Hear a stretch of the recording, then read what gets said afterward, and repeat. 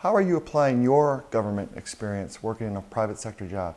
You know, I mean, I spent so much time in public service, working mostly, you know, at the city, but I was at the state, and I was at our public transit authority, and I worked, you know, closely with our county authority, and I worked pretty heavily on the federal level as well.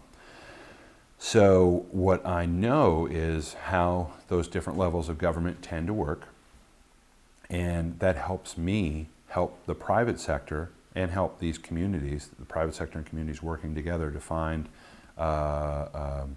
ways that their ordinances in their communities, their laws in their communities, so that it can work best for everybody.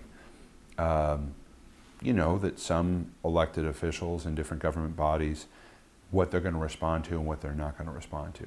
I try to advise everybody, go into your government body, no matter what level of government it is, and be positive and solutions oriented. That's where you're going to have the most effect.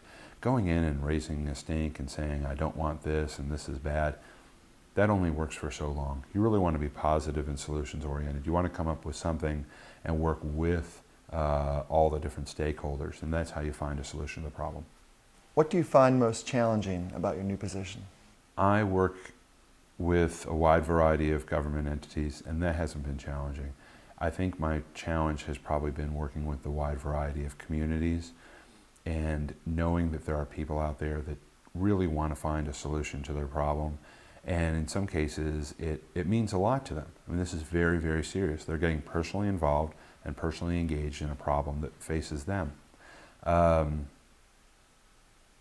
take a lot of that on personally. I really do.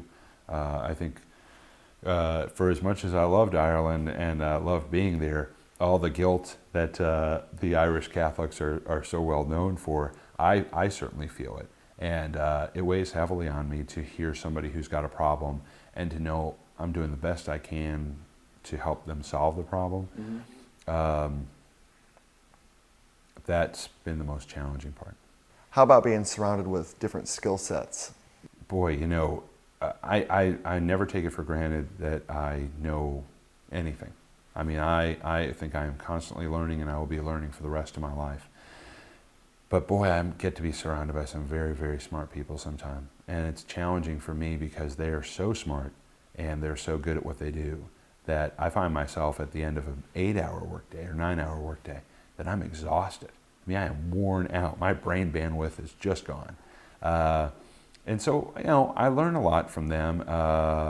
And of course, I try to teach what I know to them, but I sure feel like I learn more than I teach. You know, it's been fun.